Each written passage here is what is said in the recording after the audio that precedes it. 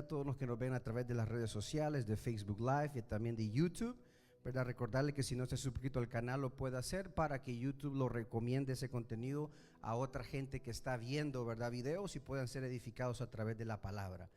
En este día vamos a predicar bajo el tema un compromiso sin amor, ¿verdad? Y estaremos leyendo Apocalipsis capítulo 2, versículo del 1 al 7, el cual es el mensaje a la iglesia de Éfeso. Y leemos la bendita palabra como está escrita, honrando al Padre, al Hijo y al Espíritu Santo. Dice: escribe al ángel de la iglesia en Éfeso, el que tiene las 7 estrellas en su diestra, el que anda en medio de los 7 candeleros de oro, dice esto: yo conozco tus obras y tu arduo trabajo y paciencia, y que no puedes soportar a los malos, y has probado a los que se dicen ser apóstoles y no lo son, y los has hallado mentirosos, y has sufrido y has tenido paciencia, y has trabajado arduamente por amor de mi nombre, y no has desmayado. Pero tengo contra ti que has dejado tu primer amor. Recuerda, por tanto, de dónde has caído y arrepiéntete, y haz las primeras obras, pues si no, vendré pronto a ti y quitaré tu candelero de su lugar si no te hubieses arrepentido. Pero tienes esto, que aborreces las obras de los nicolaitas, las cuales yo también aborrezco. El que tiene oído, oiga lo que el Espíritu dice a las iglesias. Oremos. Padre buen Dios que estás en gloria, en esta hora nos presentamos delante de tu presencia pidiéndote, Espíritu Santo, que seas tú glorificándote de una forma especial, que mientras tu palabra está siendo predicada, tú abras el entendimiento, abras la mente, los corazones de cada uno de mis hermanos que están presentes. También por aquellos que nos ven o nos verán a través de las redes sociales, que esta palabra pueda hacer efecto en ellos, Señor bendito. En el nombre de Jesús, quita toda distracción, atamos al hombre fuerte, lo reprendemos en el nombre de Jesús. Permite, Padre, que podamos escuchar tu palabra, que podamos ser edificados. Todo esto te lo pedimos, mi Dios eterno, en el nombre poderoso de Jesús. Amén. Se puede sentar.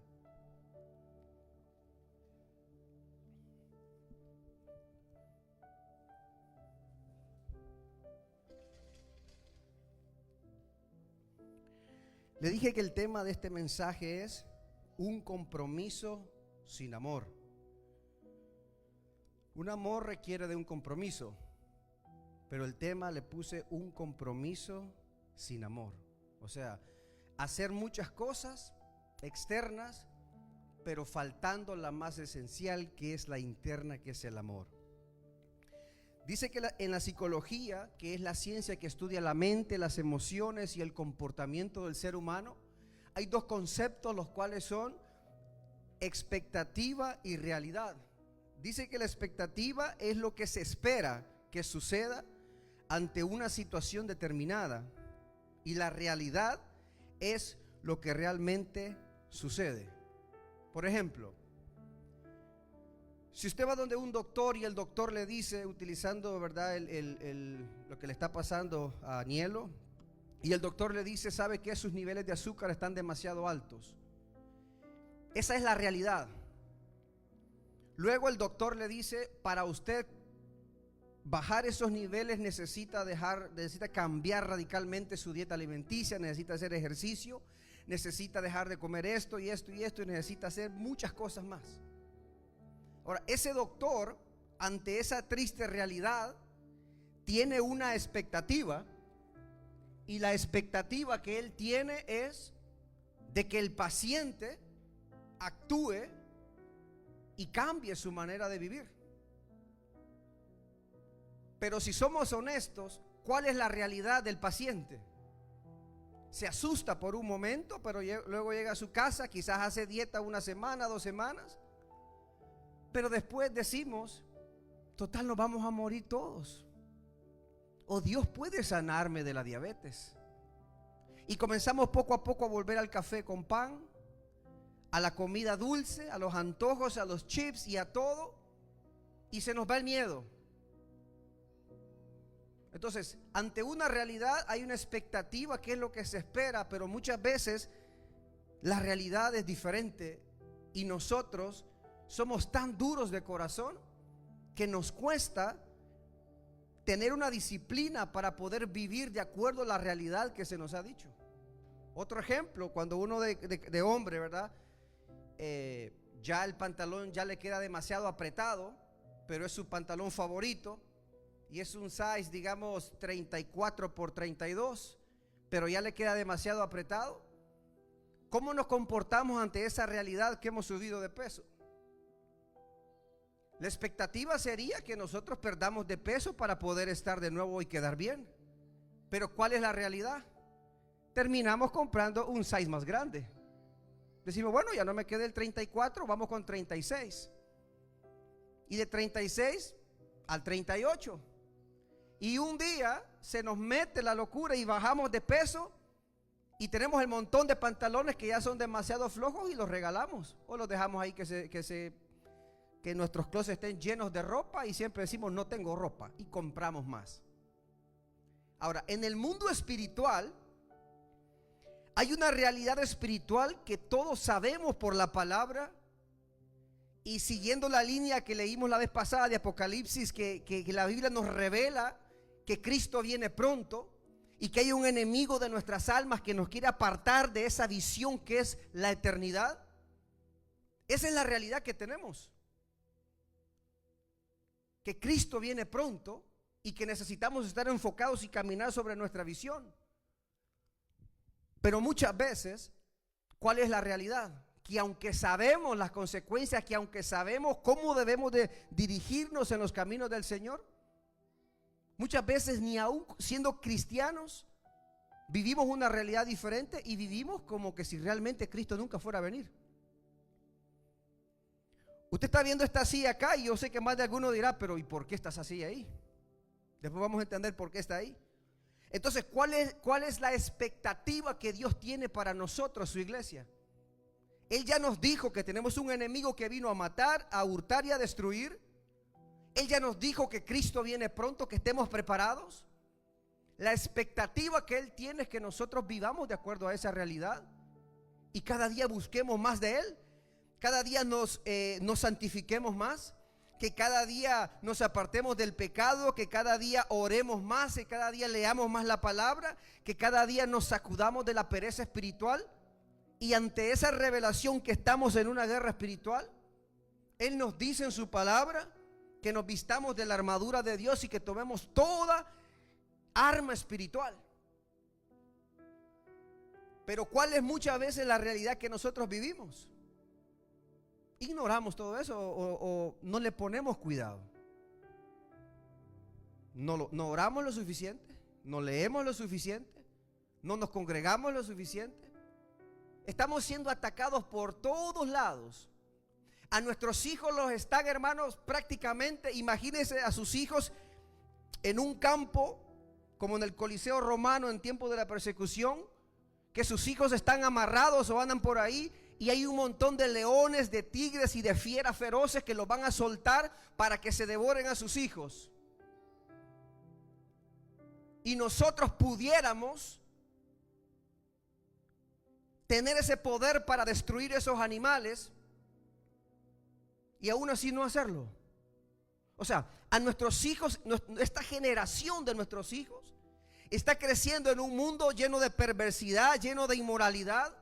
En la escuela le están metiendo ideologías demoníacas, los están atacando por la televisión, por caricaturas, por todo tipo.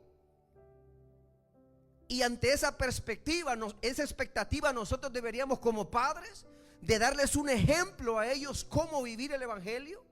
Ellos deberían ver que nosotros oramos, de que nosotros nos sometemos, que estamos buscando de Dios. Tenemos las armas espirituales para enseñarles cómo pelear, pero simplemente decidimos sentarnos en una silla y ser espectadores de ver cómo los animales están devorando a nuestros hijos en las escuelas y en este mundo. Usted sabe, nosotros como pastores cómo luchamos con nuestros hijos, de decirle, esos programas no los veas. Hay programas en YouTube que solo son de videojuegos que se pelean y después los niños terminan siendo influenciados por eso y andan enojados, andan de malas y andan renegando, repitiendo cosas que no deben. Pero muchos padres dicen, cosas de niños. Ese es el arma del enemigo, que usted ignore los ataques de él. ¿Por qué muchos niños hoy en día, muchos jovencitos se están suicidando? Porque son voces del enemigo. Pregúntele a esos niños, hijos de cristianos, si conocen de la palabra. ¿Usted sabe cuántos hijos de pastores se han perdido porque sus papás son pastores de una congregación, pero no son pastores de sus hijos? ¿Usted sabe qué triste sería que nosotros andemos evangelizando a medio mundo y ganando almas para Cristo y que nuestros hijos se llegasen a perder? ¿Qué le vamos a decir a Dios cuando estemos sentados, cuando estemos siendo juzgados? ¿Qué le vamos a decir? La realidad es que muchos se comportan como que si nada esté pasando. El camino que Dios espera es que la persona que no es cristiana venga y le entregue su vida a Cristo. Ese es el camino que Dios espera.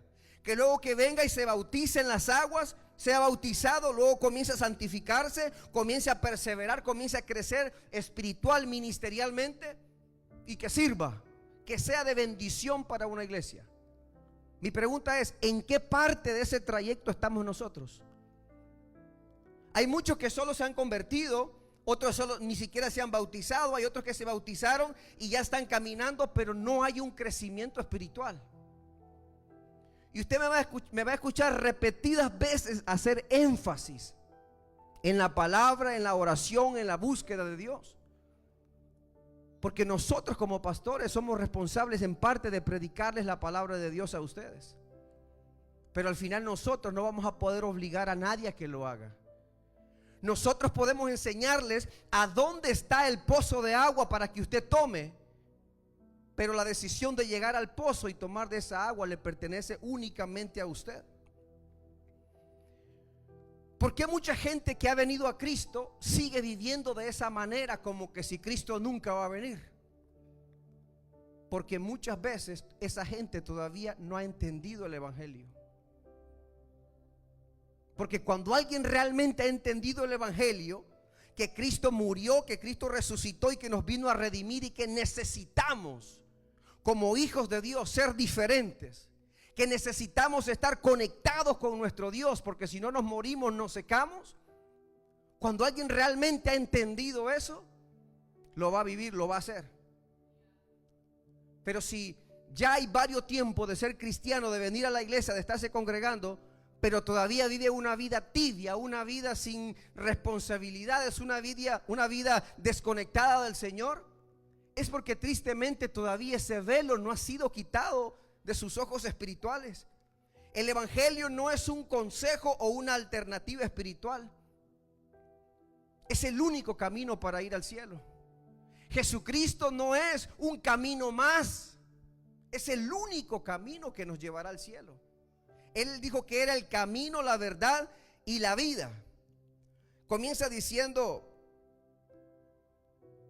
Apocalipsis 2:1: escribe al ángel de la iglesia en Éfeso, el que tiene las 7 estrellas en su diestra o en su derecha, el que anda en medio de los 7 candeleros de oro, dice esto. En primer lugar vemos que dice escribe al ángel de la iglesia. Dice que la palabra ángel ahí es ángelos en griego, que significa como un mensajero. Dice que la carta va dirigida primero al mensajero o al líder, pero de una vez va dirigida a toda la iglesia, porque al final, vea, si usted ve en su Biblia, en el versículo 1 dice escribe al ángel de la iglesia en Éfeso. Y muchos lo interpretan de que los mensajes a las iglesias son para el pastor y es un mensaje directamente para él. Pero cuando vemos en el último versículo dice el que tiene oído, oiga lo que el Espíritu dice a las iglesias. No dice el ángel que tenga oído, oiga lo que el Espíritu le dice a él. Dice el que tiene oído, oiga lo que el Espíritu dice a las iglesias. Porque la iglesia somos nosotros las personas. Pero Dios siempre pone a una persona responsable, y esa carta va dirigida primeramente al mensajero. Esa es la responsabilidad que recae sobre los pastores, sobre los líderes de una iglesia. Predicar el evangelio de Jesucristo. Dentro de ese paquete de ser un pastor implica descubrir gente, talentos, dones, motivarlos, animarlos, pero también incluye corregirlos cuando se equivocan. Porque un líder, un pastor, ya sea un pastor o un líder de cualquier ministerio que no corrige los problemas, después le van a pasar factura. Hay gente que anda buscando iglesias solo para obtener algo de la iglesia. Por ejemplo, alguien busca que solo le den amor, atención y cuidado cuando están en necesidad. Por eso usted va a ver gente que va y viene de las iglesias porque andan buscando amor, pero nunca ellos están dispuestos a dar amor a otros. Andan buscando que los edifiquen, pero ellos nunca están dispuestos a edificar a otros. Si somos el cuerpo de Cristo, si somos todos miembros de un mismo cuerpo, deberíamos de nosotros vivir ante esa realidad. Y lo que Dios me ha dado a mí, los dones, los talentos que Dios me ha dado a mí, debería de usarlos para poder ministrar a otros. Hay gente que solamente quiere una ayuda monetaria, cree que las iglesias están obligadas a hacerlo, pero nunca ellos quieren contribuir con nada para la obra del Señor. Solo quieren recibir y nunca quieren dar. Otros buscan una posición o un título, pero no están dispuestos a someterse a sus líderes. Ellos quieren que los demás se sujeten a ellos, pero ellos no se quieren sujetar a sus líderes. Otros andan buscando una iglesia, que la iglesia se acomode a su manera de ser, a su manera de vivir, pero en el momentito que le dicen, disculpe, eso que está haciendo no está bien, ahí viene el problema. Muchos buscan una iglesia que se les predique de prosperidad, de amor, solo de cielo, pero que no que les prediquen de arrepentimiento y de pecado y de santificación. Si usted es una persona que anda buscando una iglesia donde usted no quiere que lo corrijan, si solamente quieren que lo digan lo maravilloso que usted es, esta no es la iglesia para usted. Porque acá tiene que escuchar el mensaje completo, animarlo, motivarlo, pero también ser corregido. Porque nosotros un día vamos a dar cuenta también delante de Dios. Dice, él escribe al ángel de la iglesia en Éfeso. Amor, no sé si me puedes poner la foto, por favor. Me dicen amén cuando vean la foto de las 7 iglesias. Aquí el nombre de cada iglesia de las que aparece en Apocalipsis corresponde a la ciudad a donde estaban y pertenecían esas iglesias, que es en Asia Menor. Dice que estas ciudades fueron centros importantes en la provincia romana de Asia y tenían comunidades cristianas activas en el siglo I. Dice que la ubicación de las 7 iglesias estaban ubicadas en forma de circuito o ruta circular, y no era casual, sino que tenía un significado práctico y estratégico espiritual. Me avisa cuando ya esté la foto. ¿Usted ve el circuito que llevaban las iglesias? Todos estaban juntos. Y la isla de Patmos, donde estaba Juan, estaba en esa misma dirección. Y eso era un orden estratégico. ¿Por qué? Porque usted sabe que Dios, el reino de los cielos, tiene una visión. Y esa visión es que todos procedan al arrepentimiento, vengan a Cristo para ir al cielo. Pero para alcanzar esa visión se necesita la misión, que es cómo yo llego a alcanzar eso que quiero. Y esa misión es Mateo 28:19, que dice, por tanto, lo cito nada más, por tanto, id y hacer discípulos a todas las naciones, bautizándolos en el nombre del Padre, del Hijo y del Espíritu Santo. Hechos 1:8 también dice, pero recibiréis poder cuando haya venido sobre vosotros el Espíritu Santo, y me seréis testigos en Jerusalén, Judea, Samaria y hasta lo último de la tierra. Entonces, Asia Menor era parte del pueblo gentil, y Cristo se interesa por esas ciudades de Asia Menor que están en un circuito, por la inmoralidad que había en ese lugar. Por ejemplo, dice que esa zona de Asia Menor, dice que todas las iglesias estaban ubicadas en el mar Egeo. Habían puertos y rutas comerciales que conectaban con Grecia y Asia Menor.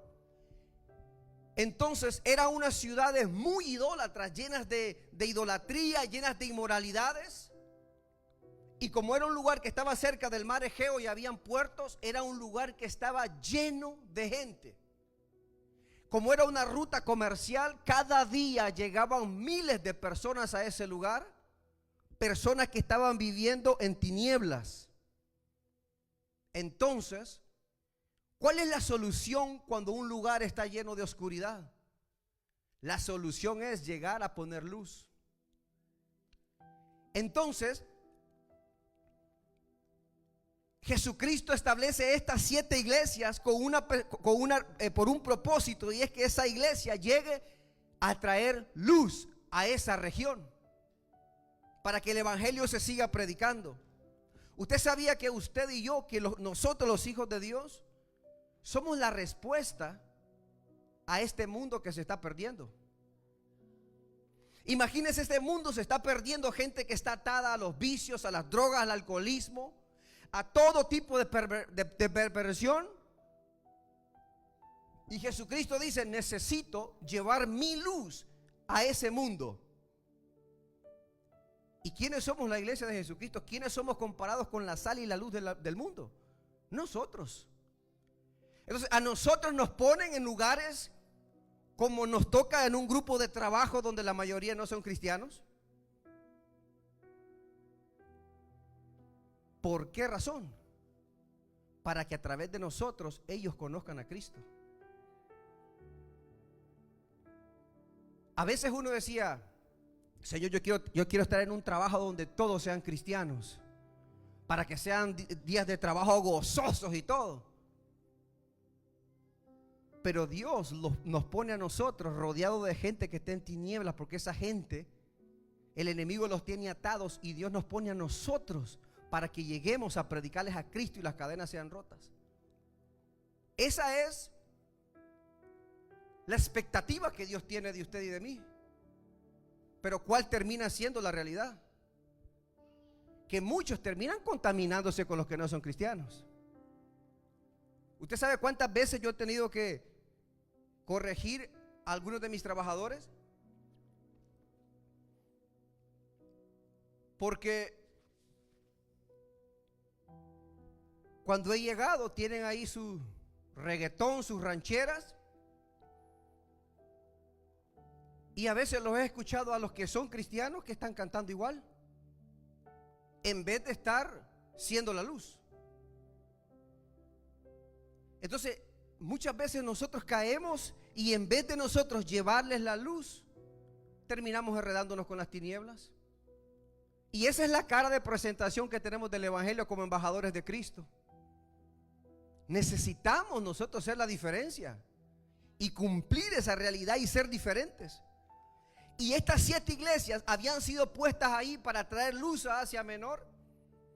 Y vea lo que estaban viviendo. Éfeso, el reproche contra Éfeso era que había dejado su primer amor. Es decir, habían perdido el fervor y la pasión inicial por Cristo. Pérgamo, el reproche fue que algunos se aferraban a las enseñanzas falsas de la doctrina de Balaam y los nicolaítas, y practicaban inmoralidad e idolatría. Y le estoy hablando de la iglesia de Jesucristo que estaban haciendo eso.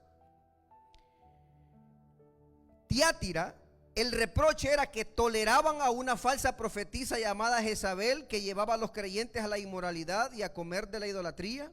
Sardis, reproche, tenían reputación de que estaban vivos pero estaban muertos espiritualmente. La Odisea, el reproche, que eran tibios, no eran ni fríos ni calientes, y confiaban solamente en las riquezas en vez de confiar en Dios. O sea, Dios pone a 7 iglesias en un lugar lleno de paganismo, lleno de inmoralidad, porque toda esa gente que viajaba llegaba a los templos paganos a adorar a falsos dioses. ¿Y qué pasó con la iglesia de Jesucristo? No todas, pero casi todas, 5 de ellas terminaron siendo contaminadas por el mundo. Y veamos el impacto histórico que eso ha hecho hasta ahora. Asia Menor, esa región que ve ahí, es lo que ahora se le conoce como Turquía. Y yo hacía veía una estadística. El día de ahora dice que cerca del 95 al 99% de los habitantes de Turquía practican la religión del Islam.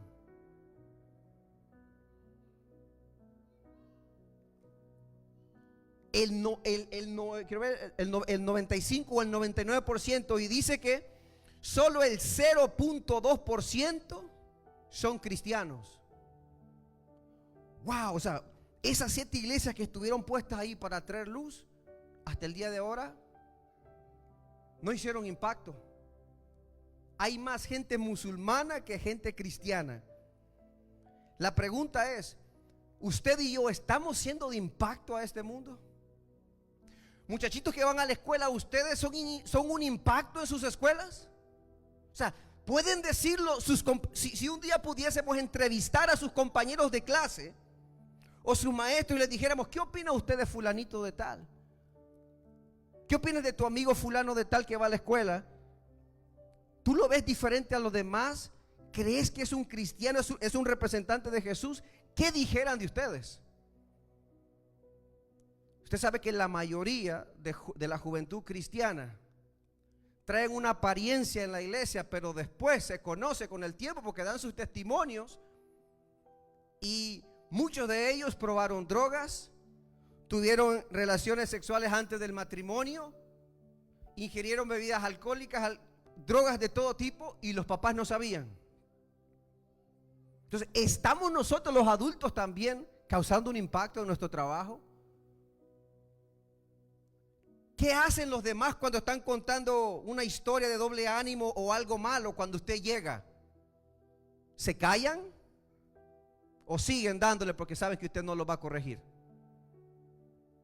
Para eso somos nosotros, para hablarles de Jesucristo. Pero a veces no queremos decirles, no, eso que está haciendo está mal, delante de eso está mal. Porque no queremos pasar por esa vergüenza. Entonces no estamos realmente siendo un impacto. De 7 iglesias, solo habían 2 que estaban haciendo la obra del Señor, pero 5 estaban fallando. Eso me habla a mí de un remanente fiel. Siempre en toda iglesia hay un remanente fiel, que son aquellos que siempre dan la milla extra. Hay otros que hacen nada más lo que los mandaron a hacer, y hay otros que hacen menos de lo que los mandaron a hacer, y hay otros que dan la milla extra. Por ejemplo, este martes con la pastora comentábamos y nos sentimos tan bien porque creo que fue el primer martes que vino la mayoría de hermanos. Y estamos estudiando el libro de Romanos, estuvimos intercalando pensamientos, porque así se aprende. Porque hemos estado como líderes buscando estrategias, formas de cómo involucrar al pueblo para que se anime, para que también vengan los martes, para que podamos también ser edificados. Pero los domingos vienen muchos, los jueves vienen un poquito menos, y a veces los martes vienen aún menos. Yo los motivo, hermano, a que vengamos los martes, que son de estudios bíblicos, para poder seguir estructurándonos teológica y espiritualmente. Luego dice, escribe el ángel de la iglesia en Éfeso, el que tiene, aquí viene presentándose Jesucristo, dice, el que tiene las 7 estrellas en su derecha, en su diestra, y anda en medio de los 7 candeleros de oro, dice esto. Ahora, veamos el significado de las 7 estrellas. Leamos ahí en su Biblia cerquita, Apocalipsis capítulo 1, versículo 20. En la misma revelación, Juan nos da el significado de las 7 estrellas y de los 7 candeleros. Apocalipsis capítulo 1, versículo 20. Me dice amén cuando lo tiene. Dice, el misterio de las 7 estrellas que has visto en mi diestra y de los 7 candeleros de oro. Las 7 estrellas son los ángeles de las 7 iglesias, o sea, los líderes de ahí. Y los 7 candeleros que has visto son las 7 iglesias. Entonces, Las 7 estrellas representan los ángeles o los mensajeros de esa iglesia, y los 7 candeleros, pluralmente hablando, son las 7 iglesias. Entonces, la frase dice: el que tiene las 7 estrellas en su diestra, está diciendo que Jesús tiene a sus 7 mensajeros o a sus 7 líderes en su mano, y que se anda paseando por las 7 iglesias. O sea que Jesucristo se pasea en medio de su pueblo.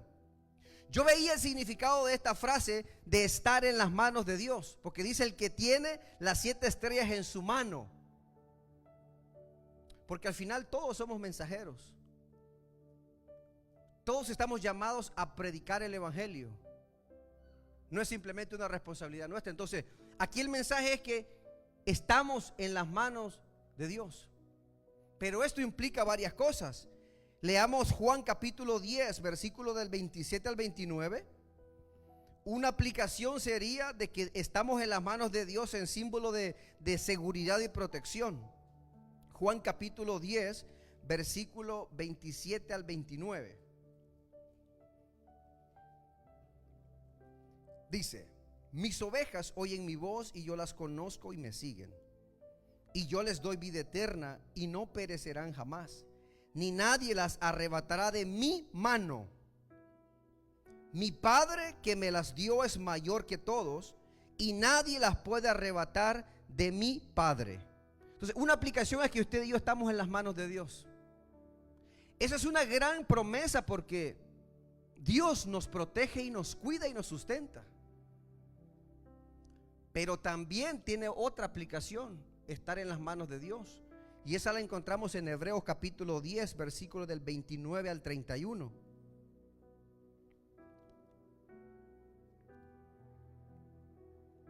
Hebreos capítulo 10, versículo 29 al 31.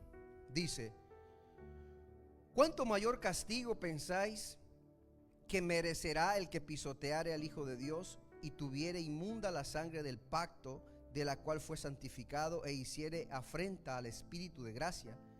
Porque conocemos al que dijo: mía es la venganza, yo daré el pago, dice el Señor. Y otra vez el Señor juzgará a su pueblo. El verso 31 dice: terrible cosa es caer en las manos del Dios vivo. Entonces, da dos aplicaciones de seguridad y de protección, pero esta frase de caer en las manos del Dios vivo también significa juicio. Nosotros decidimos al final qué aplicación obtener, porque hay tanta gente que ha blasfemado contra el evangelio, que se levanta contra Jesucristo, y como nunca se arrepiente, la Biblia dice que es terrible o horrenda cosa caer en las manos del Dios vivo. Luego sigue diciendo el versículo 1: el que anda en medio de los 7 candeleros de oro, dice esto, o sea, el que anda en medio de las 7 iglesias. Aquí vemos la primera enseñanza de este texto, que Jesús es el dueño de la iglesia y que Él anda en medio de la iglesia. Voy a pedirle a Jesús que pase y se siente en esta silla. Como se llama Jesús, Jesús dice que se pasea en medio de los 7 candeleros de oro. Significa que Jesús se pasea en la iglesia. La Biblia habla, te voy a decir tu asignación. Me vas a observar a todos los hermanos que están acá, quienes no están poniendo atención. A las mamás que tienen a sus niños a la par se les acepta porque tienen que ponerles atención. Pero quiero que me digas quién se está durmiendo, quién está bostezando, quién no está poniendo atención, y después me decís quiénes son. Esa es tu asignación hasta que yo te diga. La Biblia habla del libro de las obras en el juicio del trono blanco para los malvados, que se van a abrir los libros de las obras y ahí todas las cosas que el hombre ha hecho. También habla del tribunal de Cristo, que cada quien va a recibir según lo que haya hecho mientras estaba en el cuerpo, sea bueno o sea malo. Significa que todo lo que nosotros hagamos, de todo vamos a recibir una recompensa. Pilas, Jesús, no estés distraído, mira a la congregación. Apocalipsis 22:12 dice: he aquí yo vengo pronto y mi galardón conmigo para recompensar a cada uno según sea su obra. En el mundo físico no vemos a Jesús. Bueno, a nuestro hermano Jesús sí, pero Él es una representación. Pero en el mundo físico Jesucristo no está aquí físicamente en medio de nosotros. Pero en el mundo espiritual dice que Jesucristo está en medio de nosotros, porque Él es omnipresente, omnisciente. Él está con nosotros en nuestro corazón y Él se pasea en las 7 iglesias. O sea, Él anda por todo lugar viendo cómo nosotros nos comportamos. Dice Hebreos 11:6, pero sin fe es imposible agradar a Dios, porque es necesario que el que se acerque a Dios crea que le hay. Desde que usted entra a este lugar, hablando primero en la iglesia, usted tiene que estar consciente de que Cristo está viendo su comportamiento durante el servicio. De que Cristo lo está viendo, se pasea viendo cómo usted adora al Señor, cómo usted adora. Si usted está simplemente ahí y como Él conoce sus pensamientos, Él verá de que muchos hijos, tú estás aquí sentado físicamente, pero ¿y tu mente por qué anda por allá? Yo me imagino a Jesús que está aquí viendo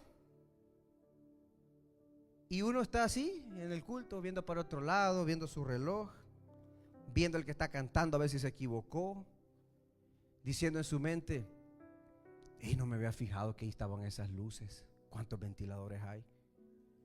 Y el que está aquí predicando o el que está ministrando ve que todo el mundo lo está viendo y que están conectados. Pero si pudiésemos escuchar lo que ellos están pensando, lo que realmente están haciendo.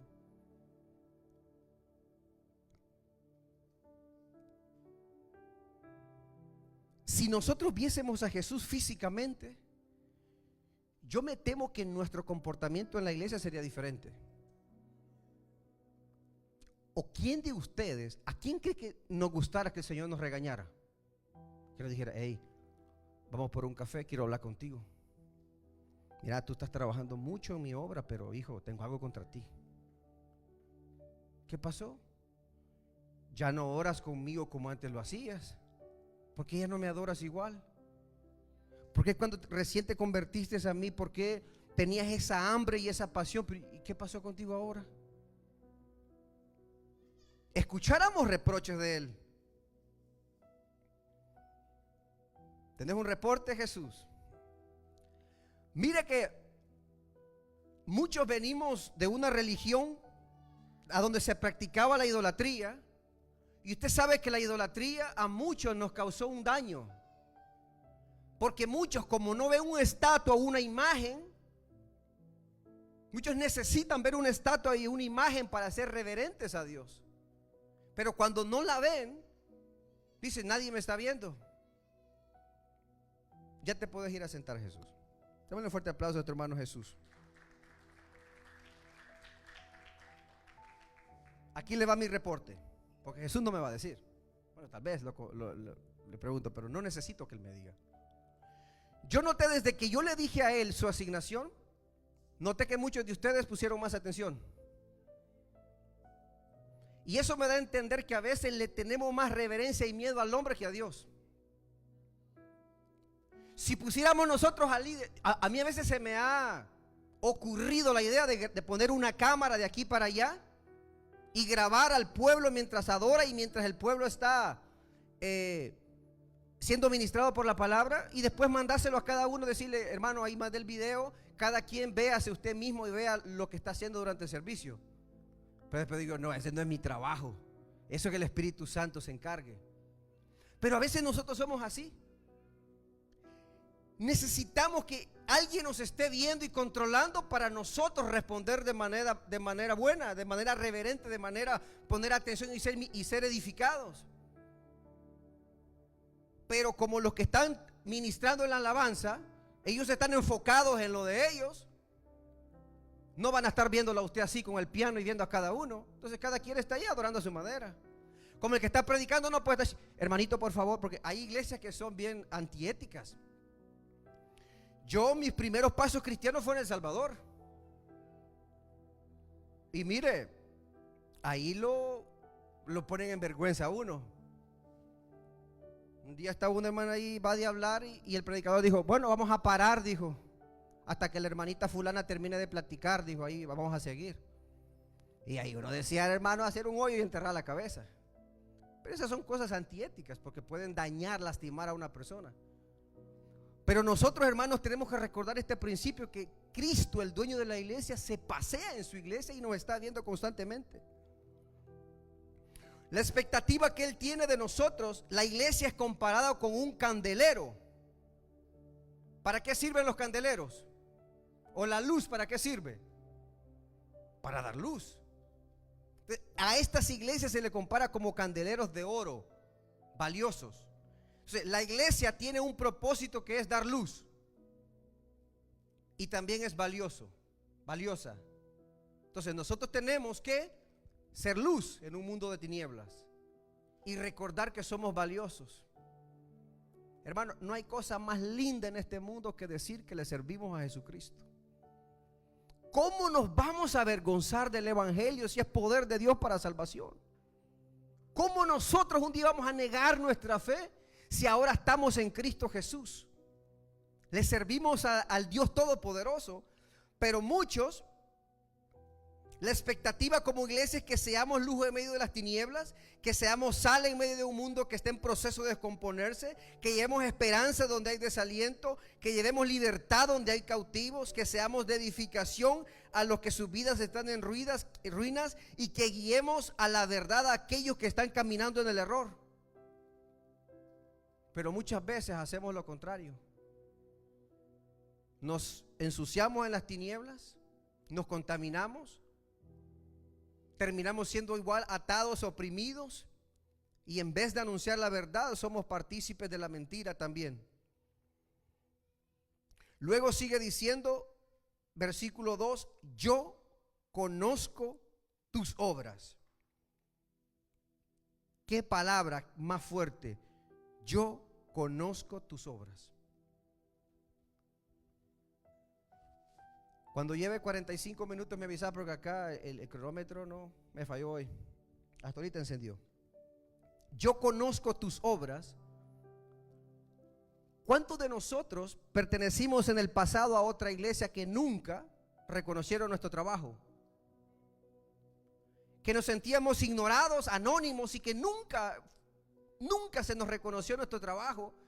Ni siquiera nos dijeron lo está haciendo bien, lo está haciendo mal. ¿Cuántos de nosotros nunca sembramos en algo o hicimos algo en otra iglesia, en otro país? Muchos de nosotros. ¿Cuántos se han olvidado del trabajo que usted y yo hicimos en alguna iglesia? Muchos lo han hecho. Pero que la palabra diga, yo conozco, que Jesús nos diga, yo conozco tus obras, significa que Él sí las conoce. Y que como Él es el dueño de la iglesia, Él es el que da la recompensa. Todo lo que nosotros hemos hecho para el reino de los cielos desde que llegamos a Cristo, Dios lo conoce, Dios lo sabe. Y aunque el hombre se le haya olvidado, aunque a nosotros como pastores se nos olvide, pero Cristo lo conoce. Yo conozco tus obras, dice, y tu arduo trabajo y paciencia, que no puedes soportar a los malos, y has probado a los que se dicen ser apóstoles y no lo son, y los has hallado mentirosos. Vamos a aplicar tu arduo trabajo. Me encanta este versículo 2 porque Jesucristo nos da una idea de cómo en el ministerio funcionar en las relaciones interpersonales con los demás. Porque en un ministerio, cuando hay un líder de un ministerio, siempre todos, como somos imperfectos, fallamos, hacemos las cosas equivocadas. Entonces siempre nos tienen que llamar la atención. Cuando a usted le llamen la atención, no es por un mal que le quieren hacer, es porque quieren corregirle algo para que usted haga las cosas aún con mayor excelencia. Entonces Jesucristo nos enseña un principio, que Él primero comienza a exaltar a la iglesia de Éfeso. Vea que no comienza diciendo, yo conozco tus obras y tengo contra ti que has dejado tu primer amor. Primero Jesucristo le dice lo bueno, lo exalta y le dice, yo conozco tus obras y tu arduo trabajo y paciencia, y que no puedes soportar a los malos, y has probado a los que se dicen ser apóstoles y no lo son, y los has hallado mentirosos. Y luego el 3 sigue diciendo, y has sufrido. y has tenido paciencia y has trabajado arduamente por amor de mi nombre y no has desmayado. Y hasta en el versículo 4 le dice, pero tengo contra ti que has dejado tu primer amor. Y en el 5 adelante lo sigue exhortando. Cuando a nosotros como líderes nos toque llamarle la atención a alguien, el consejo de la palabra es no llegar de un solo a decirle lo malo que está haciendo. Primero reconozcamos lo bueno que ellos están haciendo y después decirle en qué lo puede ayudar. Porque dígame usted, cuando a uno lo llaman a una reunión, ¿quiénes de ustedes que los han llamado a una sesión piensan lo mejor? Que usted dice, wow, ahorita me van a decir tantas cosas maravillosas. En nuestra mente lo primero es, Dios mío, ¿qué hice de malo? Y comenzamos a pensar. Pero primero se le tiene que reconocer a la persona lo bueno que está haciendo y después enseñarle, instruirla. Los judíos tienen una manera más peculiar. Dice que ellos cuando tienen problemas en la familia y van a discutir asuntos difíciles, primero hacen un gran banquete. Comen bastante. Ya cuando todos están llenos, ahí comienzan a decirse sus cosas. Porque primero necesitan relajarse. Entonces aprendemos esto de Jesús. Ahora, esto nos sirve para poder nosotros evaluarnos a nosotros mismos. Porque Jesucristo les va a halagar a decirles lo bueno que ellos están haciendo y que a Él le agrada. Y dice en primer lugar, yo conozco tus obras y tu arduo trabajo y paciencia. Ahora, evaluémonos en el ministerio si estamos haciendo un arduo trabajo o no. ¿Cómo evaluamos? ¿Cómo evalúa usted su trabajo en esta iglesia? ¿Cree que está trabajando arduamente o duramente? ¿Se está entregando todo? ¿Cree que está a medias? ¿Cree que lo puede hacer mejor? Y paciencia. Dígame si no se necesita paciencia en un ministerio. Tenemos que tenernos paciencia los unos a los otros. Todos tenemos a veces una personalidad diferente. Tenemos carácter diferente y tenemos que tenernos paciencia. Hay algunos que hay que decirles las cosas 5 veces porque no lo captan. Hay otros que lo captan al instante. Hay algunos que cuando se les exhorta lo reciben con humildad y con amor, y otros que se exaltan. Pero todos tenemos que entender que todos somos diferentes. Por eso tenemos que tener paciencia, trabajo y paciencia. Y que no puedes soportar a los malos y has probado a los que se dicen ser apóstoles y no lo son y los has hallado mentiroso. Habla del celo por las cosas de Dios. Dice que la palabra celo, sin la S, por las cosas de Dios, es el tipo de celo, es un celo santo que nace del amor por Dios y su justicia y se manifiesta en el deseo de honrar su nombre, obedecer su voluntad y defender lo que es santo, y no tiene motivaciones egoístas, sino que busca glorificar a Dios. Eso es tener celo por las cosas de Dios, por la reverencia, por las cosas santas de Dios. Y está celos, que es la misma palabra, pero con la S, que es el sentimiento en la carne, que es una motivación egoísta o posesiva. Son los celos pecaminosos que nacen del orgullo y de la envidia y el temor de perder algo o alguien. Viene de la envidia cuando usted ve que un hermano canta bonito y usted le tiene celos, envidia, y dice, ¿y por qué yo no puedo cantar igual? Y usted envidia ese ministerio. Esos son celos dañinos. Aquí aprendemos que la actividad no siempre significa intimidad con Dios. Usted se fijó toda la lista y luego le sigue diciendo en el versículo 3, y ha sufrido. Dígame usted si en el evangelio no se sufre. Has sufrido y has tenido paciencia y has trabajado arduamente por amor de mi nombre y no has desmayado. Este texto nos recuerda que todo lo que hacemos es para Dios.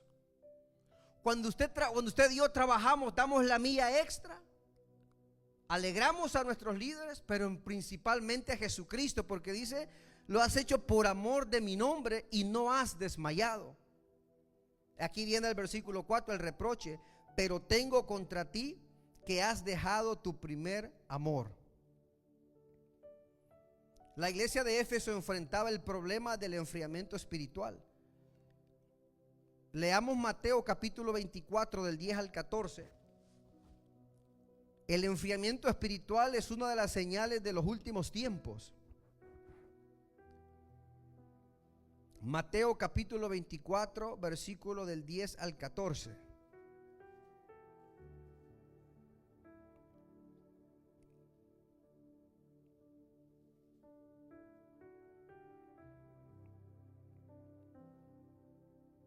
Versículo 10 dice: muchos tropezarán entonces y se entregarán unos a otros, y unos a otros se aborrecerán, y muchos falsos profetas se levantarán y engañarán a muchos. Verso 12 dice: y por haberse multiplicado la maldad, el amor de muchos se enfriará.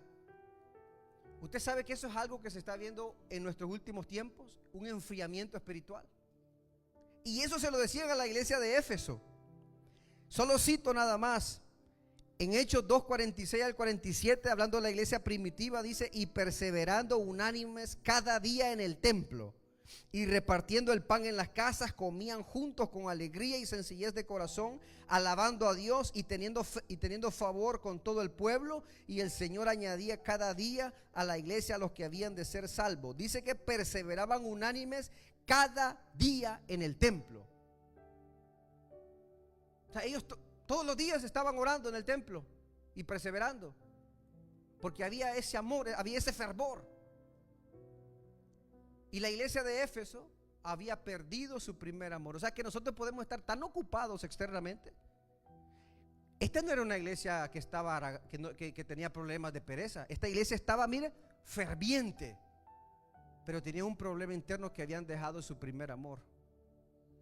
Como la Biblia compara la relación de la iglesia con Cristo como una novia, el primer amor, o el amor primero, es de las primeras etapas del noviazgo. ¿Usted se acuerda? La primera etapa del noviazgo, cuando lo único que quería era estar a la par de su amada o de su amado. El tiempo no le importaba. Pasaban las horas y después de estar hable y hable y hable y hable. Y cuando se separaban y cada quien no se veía por un día, 2 días, lo extrañaban y querían estar juntos otra vez y platicar. Ese se le conoce como el amor primero. Después viene ya cuando ya son novios, ya se casan, responsabilidades. Sigue habiendo amor, pero muchas veces en los matrimonios se pierde esa chispa del amor primero. Cuando usted sabe cuántas flores yo me robé de este lugar por darle a la pastora. Iba en la bicicleta trabajando y veía gracias a Dios nunca me arrestaron. Pero yo a veces, como en la bicicleta viajaba desde Fanwood hasta Plainfield, ahí en medianoche parqueaba la bicicleta y en lo oscuro me metía hacia las casas y a arrancar las rosas para llevárselas. Y en el matrimonio sigue habiendo amor, pero muchas veces ya es un compromiso sin amor. Sigue trabajando duro para mantener el matrimonio, sigue amando estar casado, sigue amando a la persona, pero muchas veces se pierde la chispa del amor primero. Eso le había pasado a Éfeso. Ellos trabajaban duro por amor al nombre y tenían celo por las cosas de Dios, pero habían dejado su primer amor. O sea, ya no anhelaban estar en la presencia de Dios. Y eso nos puede pasar a nosotros como iglesia. Usted puede amar su ministerio, amar predicar, amar enseñar, amar evangelizar, amar ministrar. Usted puede amar, usted puede trabajar dura, arduamente, no desmayar, sentir celo por las cosas de Dios, pero ya no sentir